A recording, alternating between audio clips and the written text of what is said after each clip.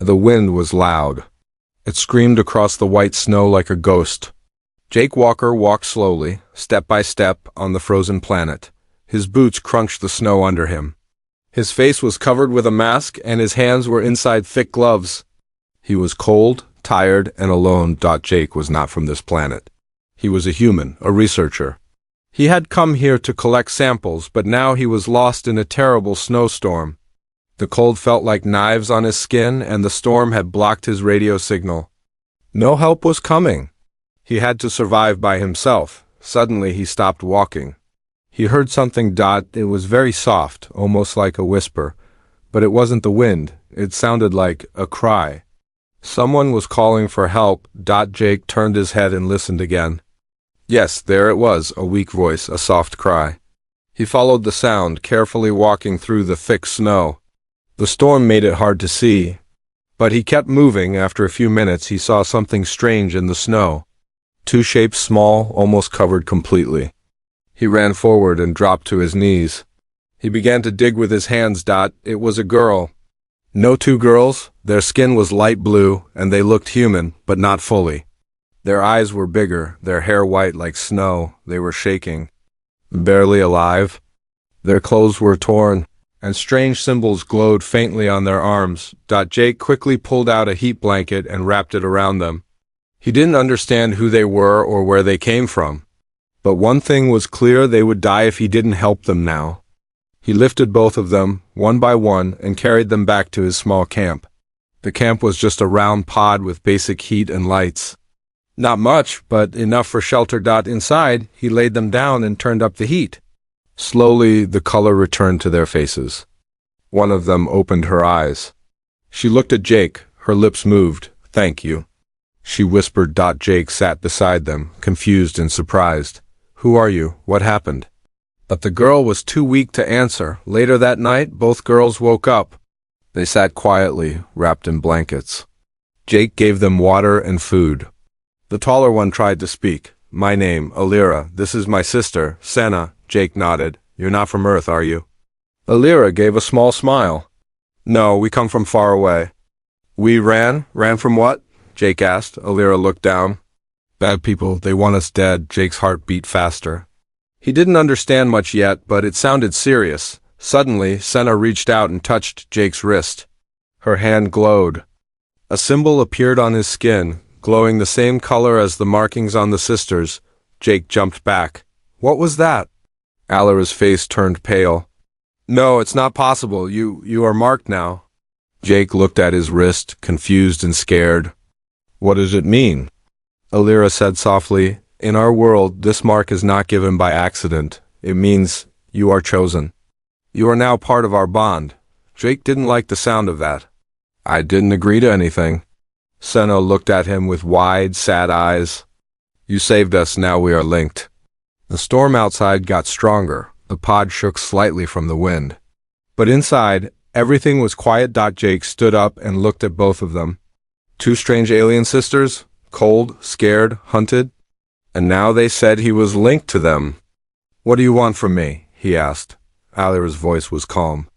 "We want to live, that's all. But now, you are part of our story too." Jake walked to the window and looked at the snow. He didn't sign up for this. He came here for science, for research. But now he was in the middle of something he didn't understand. Behind him, the symbol on his wrist glowed again, faint but warm. It felt right. Outside, something moved in the storm, watching. Something was coming, but Jake didn't know that yet. Jake sat near the quiet heater as the cold wind howled outside the metal walls of the pod, while inside the light from a small lantern danced on the walls like a ghost telling its own story. The alien sisters Alira and Senna sat across from him, wrapped in heat blankets with their glowing marks soft like the heartbeat of a fading star, as they stared at Jake, who still looked at his own wrist where the strange glowing symbol had appeared. When Senna touched him, he asked again who they really were, because the mark on his skin felt more than just strange. It felt alive. It pulsed softly with his breath and moved like something hidden under his skin. Alira's eyes looked tired, but her voice was calm and slow, as if choosing each word carefully. Like a child walking on thin ice, she said, the mark you carry now is called a life bond in our world. It is a sacred symbol given only in moments of truth or death. Jake frowned, though he didn't speak because his mind was spinning. He had come to this frozen planet to study rocks and weather, not to be bonded to aliens, not to be pulled into something sacred and strange. Senna leaned forward, and her voice was soft like the wind outside. She said, we were part of a royal family long ago, before the war, before the betrayal, before everything turned to fire and snow. Jake listened as the sisters took turns telling him their story, their voices blending together like pieces of music from a broken song. Their world had once been bright, full of cities that floated and rivers that sang to the stars, but then the war began, over power, over fear, over marriage promises made to unite kingdoms that the sisters refused to follow. Their refusal made them enemies to their own people, seen as rebels, shamed and hunted until their own blood betrayed them and left them here on this dead, cold planet to freeze in silence. Jake felt a strange pull in his chest as he looked at them, because they were not just aliens now, not just blue-skinned strangers. They were survivors like him, and now somehow their fate was tied to his by the glowing mark he never asked for. He asked quietly, how do I remove it? And Alira shook her head slowly, saying, the bond cannot be removed. It is living energy once placed.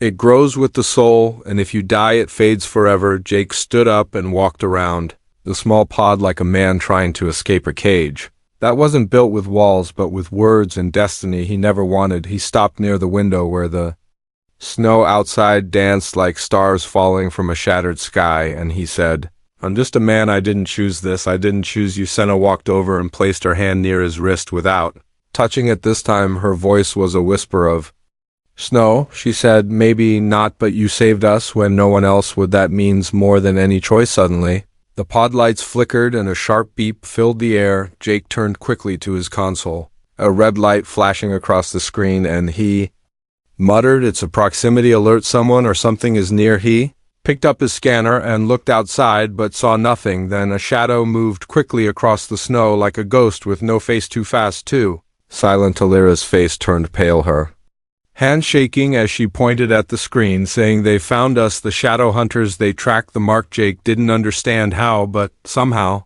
the bond on his wrist was a beacon, a light calling danger straight to them, and he knew they had little time before those things, whatever they were, reached the pod. He grabbed his thermal gear and a weapon from the locker, a basic plasma cutter he had used for digging rocks. Now it would have to do for defense. The sisters stood close to him, their eyes not afraid but strong, like they had seen too much pain already, and now they were ready to fight or fall beside him. Jake's heart beat louder than the wind as he checked the door and scanned the snow outside. The shadow moved again, closer this time, and behind it more shapes came crawling low and fast. They didn't walk like men, they flowed like smoke in the shape of death. Their eyes read their bodies made of dark metal and cold hate. Jake aimed the cutter and said, if they want you, they'll have to come through me first. And the sisters stood beside him, not speaking, just watching the storm with eyes that no longer feared the dark. The mark on Jake's wrist glowed brighter, now stronger, as if answering the threat outside, as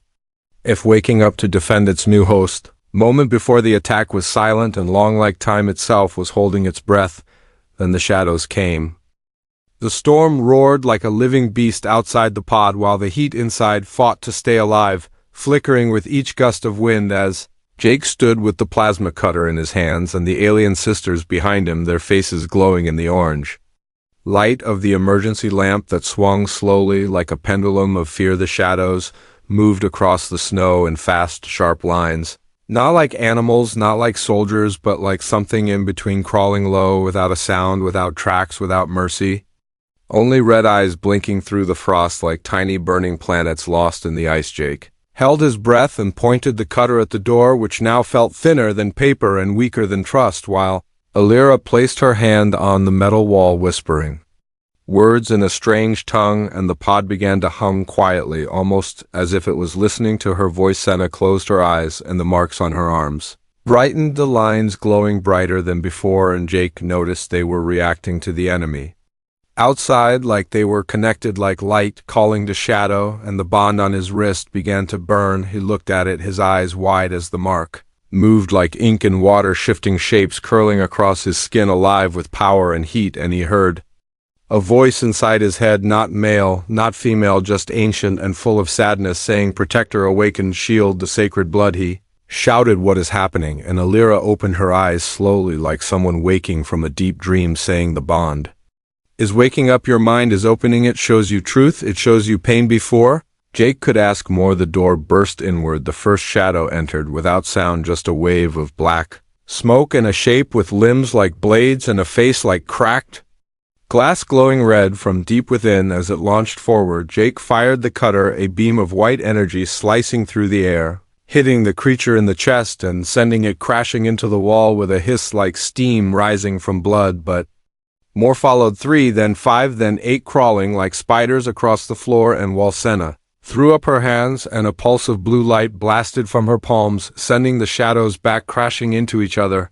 And Alira pulled Jake behind the console, saying, "Stay close. We fight together now. We do not run." The pod shook with each hit, each scream of shadow against metal, as Jake fought with all he had, the cutter heating in his hands, the bond on his wrist pulsing with every strike, giving him strength, giving him vision, showing where the shadows were before they moved. He saw lines in the air, paths of danger, glowing red like wires of death, and he followed them, striking again and again until the room was filled with light and smoke and broken pieces of metal shadows. But one shadow remained taller than the rest, slower, colder. It stepped forward, and Jake saw its face shift into his own for a moment, and then into someone else, a man with gold eyes and a cruel smile, and a voice that spoke in his mind, saying, "You took what is not yours, Protector. You carry the bond, but do not know its cost." Jake shouted, "Who are you?" But the shadow only laughed and turned its head toward the sisters, who now stood back to back, their hands glowing,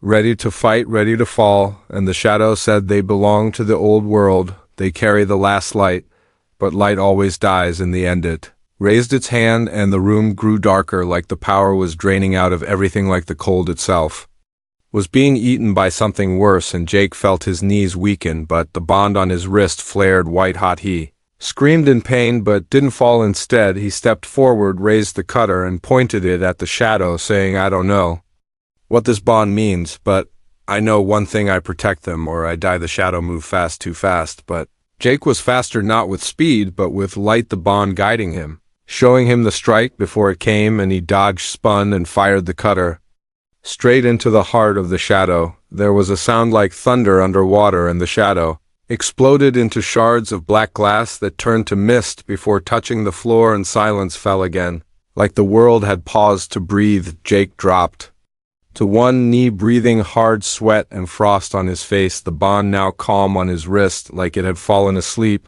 And the sisters came to his side, their eyes full of fear and pride and something else. "Something warm," Alira said softly. "They will come again, stronger and with more rage. Now they know you are real." Jake looked at his hands, at the mark, at the fading smoke where the shadow died, and said, "Then we'll be ready next time." Outside, the storm began to die down slowly, the sky above cracking open to reveal the stars watching silently from far away as the night waited for what would come next. The fire inside the pod was low, now the flames soft and silent, like they knew too much and wanted to disappear, while outside the storm had passed, leaving only silence and a broken sky filled with quiet stars blinking through the darkness like watchers who could not speak. Jake sat on the floor near the wall, his back against cold metal, his arms resting on his knees, and the plasma cutter lying beside him, forgotten, while the bond on his wrist glowed like a soft breath, rising and falling with his heartbeat, no longer in pain but no longer still. The two sisters were quiet. Alira stood by the window looking out into the endless white, her hands crossed and her face hard like stone carved by centuries of wind, while Senna sat on the ground close to Jake, her head resting on her arms, her eyes not closed, not open, just lost in something far away. No one spoke for a long time, the silence between them thick like snow pressed against glass. But finally, Jake asked the question that had been burning inside him since the mark had touched his skin, since the shadows came, since he saw death wearing his own face. "Why?" Alira turned her head slowly, her voice low like a memory wrapped in cold. She said, "Because the bond does not choose by mistake. The bond chooses by truth, and in truth, You are not just a man who came to this planet, you are something more, something waiting to wake. Jake shook his head, confused and tired. I'm just a guy with a scanner and a backpack. I didn't ask for this. I didn't ask to be chosen or bonded or hunted by monsters made of smoke. Senna looked up, her voice softer than wind. You didn't ask, but you acted when others would walk away. You saw death in the snow, and still you reached with warm hands. That is why the bond accepted you. That is why we are still breathing. Jake stood up, pacing across the floor like a man trying to run from shadows that live in his skin. He said, this thing on my wrist, what does it mean? Not the poetry, not the destiny. Tell me the truth. Alira looked at Senna, then walked slowly to Jake and lifted her hand, the air between them humming with unseen power as she said, our people have an ancient belief that when a life bond is placed between two souls, they are tied across time, across fate, across war and peace. It is not love, it is not power, it is something deeper, a vow to protect and understand. Jake felt the words sink into him like slow fire, like roots pressing into old soil. He looked at the mark and then at her eyes and asked, did you do this on purpose? Alira's voice broke a little. I did not mean to make the bond, not fully. I was afraid. I thought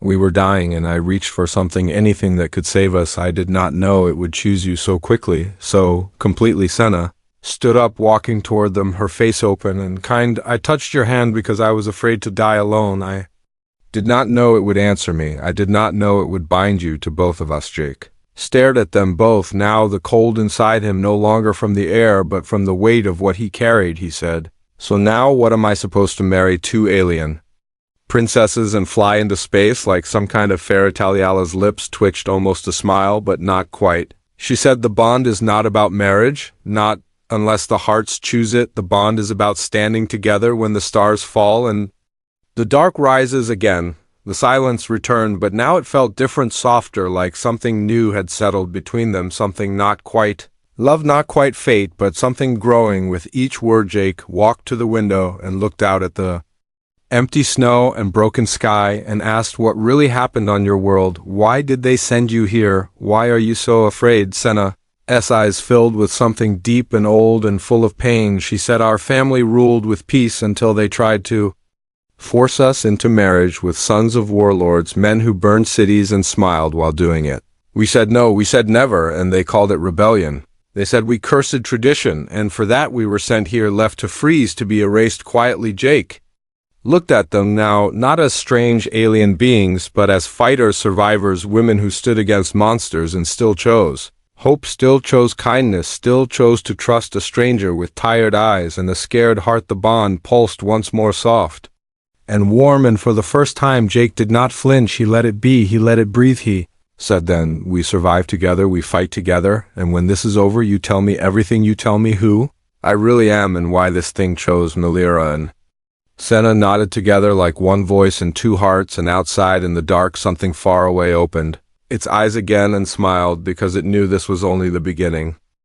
The sky above the frozen land cracked open like a broken shell, wide and silent, with stars that watched without blinking, while below the snow stretched forever, cold and quiet, hiding secrets buried deep. And old Jake stood on a hill of ice, looking down into the white valley where the wind moved slowly like breath from a sleeping giant behind him. Alira checked the scanner, her fingers moving fast and careful, while Senna held the map carved into a thin, glowing tablet pulled from their hidden case. They had one chance now, one path left, no more safety in the pod, no more waiting for rescue that would never come because the signal from Earth was still dead, and the shadows would return stronger, smarter, and hungry for the light inside. Themalira spoke first, her voice low but steady. There is a ship buried under this planet, old, older than my people. It belonged to the ancients, the ones who first built the stars. It may still fly if we find it, if we power it, if we do not die first. Jake raised an eyebrow, not sure if she was serious, but the bond on his wrist pulsed again, warm and sure, as if saying, yes, this is real, yes, this is yours to finish. Senna pointed toward a black crack in the snow, a place where steam rose and light flickered like fire breathing under ice. She said, the ship sleeps in there, but it needs a heart, a core crystal to wake it. Without that, it is just bones and memory. Jake nodded without words because he understood. Now nothing came easy, not light, not hope, not survival. They would have to go into the cave and find the crystal and pray that the ship still had wings. They walked through the valley silent, and quick the cold biting their faces, but the fire in their blood kept them moving as they reached the cave mouth, wide and dark like the mouth of an ancient beast waiting to speak inside. The air was warmer, heavy with old power, the walls smooth and marked with symbols glowing faint blue like the bond on Jake's skin, like memories waiting to be read. As they moved deeper, the silence changed. It became thick, it became alive, and the deeper they went, the more Jake felt his breath grow short, his steps slower, his thoughts filled with voices that were not his own. He saw flashes of fire cities, falling skies, turning red ships burning in space, and a golden throne with no king, a voice whispering, "Protect the light, carry the bond. Remember the end." He stopped breathing hard, and Alira turned her hand on his shoulder, her eyes filled with concern. "You saw it too?" she asked, and he nodded without speaking because words had no weight inside this place. Senna pointed ahead to a raised stone altar where the crystal floated above it, spinning, slowly glowing with pure white light like frozen lightning shaped into a heart. She said, "This is the last one. This will wake the ship. But if we take it, the cave may fall. The guardians may come." Jake looked at the crystal, and then at the sisters, and then at the bond on his wrist, now glowing bright as fire, and said, "Then we take it together and we run like stars are chasing us." Alira reached first, her fingers touching the crystal light wrapping around her hand as the ground began to shake and cracks opened in the stone walls, the symbols flaring red instead of blue, and from the shadows came sound, metal grinding, breath echoing, and eyes opening one by one. The guardians stepped out, not men, not machines, something in between, tall and thin, with arms too long and heads too sharp. They did not speak, they only moved fast toward the light, ready to kill, ready to end. Jake grabbed the crystal from Alira's hands and ran, his voice sharp, move, now go, while the cave shook and the guardians screamed. Senna threw a blast of energy behind them, knocking two to the ground, while Alira carved symbols into the air, her magic slicing a path through the collapsing tunnel, and Jake held the crystal like it was his own heart, afraid to drop it, afraid to stop. They reached the exit just as the cave gave its final breath, the stone closing behind them with a roar of dust and heat and silence as the stars returned above their heads and the ship waited below. They climbed down into a hidden canyon where the ship rested, not silver, not black, but both, its shape like a great bird with wings folded in sleep and doors sealed with time. Alira placed her hand on the door and the ship opened slowly, lights waking from 1,000 years of silence, while the crystal in Jake's hand glowed brighter as if it knew it was home inside the ship. The walls pulsed with ancient light and the controls responded to their touch like an old friend remembering a long-lost name, and Jake placed the crystal into the heart chamber, watching the ship breathe for the first time in forever. Senna smiled, a real smile, and said, "Now we fly, now we leave this cold behind." And Jake looked at the stars through the glass and whispered, "Not yet, not until we know what waits out there." But he knew this was the beginning.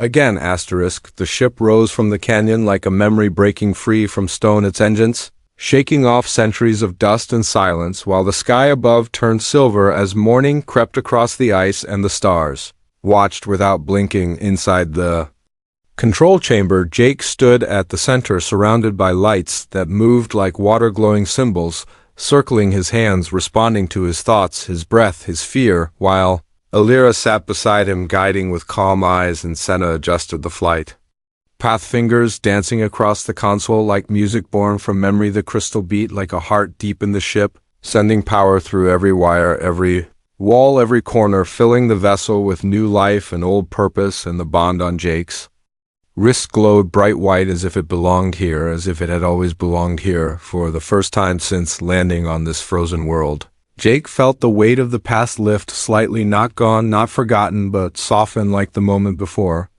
Sleep, when the pain still exists but no longer screams. Then the alarm sounded low and long and full of warning, and Alira's face changed, her voice quick and sharp. "Something is coming, something big. It is blocking the sky." Jake looked up through the front screen and saw it, a warship, black and gold like fire, buried in metal, shaped like a blade pointed at their hearts, with red lights crawling across its surface like blood moving too fast to stop it. It was not just a ship, it was a symbol, Message of punishment, and from the center of that vessel came a voice cold and full of old power saying, "You took what belongs to us, you run with royal blood and broken vows. You will not escape this sky." Jake looked at the sisters and saw no fear. Only steel, only silence, only love that had chosen survival over surrender, and he said, "Then we fight not to win, but to be free." And the ship heard him and responded like a living thing hungry to fly. They moved fast, dodging the first barrage of fire, light cutting across the ice like blades of truth. But Jake was ready, not because he had trained for this, but because the bond showed him paths, lines of energy before they formed, and he turned the ship like it was part of his own body, center focused. The shields holding them steady like a song held on one breath, while Alira began to chant ancient words, and the ship changed shape, wings, unfolding panels, opening, light shifting across its surface like a second skin, learning, adapting. The enemy ship launched drones, small, fast, deadly things made of fire and sound, and Jake flew through them like wind through broken trees, blasting one, then two, then five, while the sixth clipped their wing and shook the ship hard enough to make the crystal flicker. Jake cursed through clenched teeth, but the bond burned stronger like a fire refusing to go out, and Alira placed her hand on his shoulder, whispering the light inside. "You is older than their hate, do not let it break." He nodded, sweat on his face, breath, heavy heart, louder than the engines. And then the enemy spoke again, this time into his mind, not with words but with weight, showing him images of earth burning, of the sisters dying, of himself alone, cold and forgotten. He screamed, and the bond flared, and the ship responded, turning hard, flipping through a beam of death that nearly tore them in half. But they survived, spinning into the shadow of a frozen moon there. They waited, seconds passing like years, while Jake held the controls.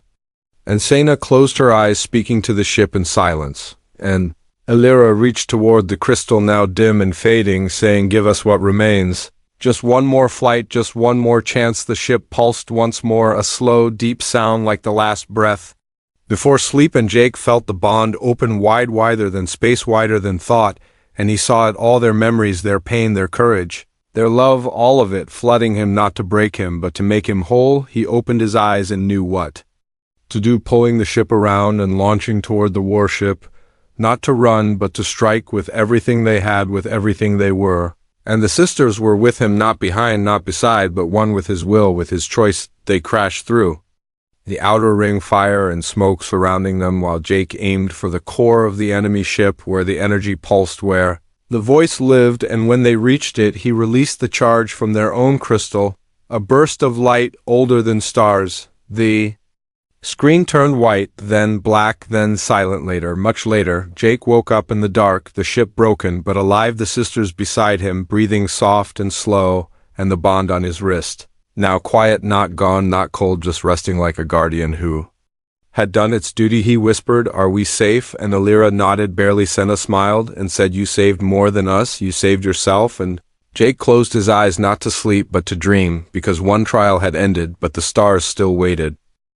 The ship drifted slowly through the silence of space, its body bruised and cracked, its engines cold, but not dead, while the stars watched from every side, blinking gently like old friends waiting for someone to speak. Inside the command chamber, Jake sat in the pilot's seat, not moving, not speaking, eyes half closed, as he listened to the soft hum of systems, still breathing, the crystal at the heart still glowing just enough to say, "I am here, I am not going." Alira sat beside him, her arm bandaged, her face tired but proud, and Senna leaned against the wall, holding a small tool in one hand, fixing a broken panel with soft hands and quiet care, the bond between them glowing faint like the last flame in a long night. No alarms now, no warnings, no shadows chasing them through the sky, only the memory of battle and the silence that comes after a storm. Jake closed his eyes and let the silence speak its voice, filled with memory, filled with every moment that had passed since the day he landed on the ice, since the day he reached into the snow and pulled two strangers from death,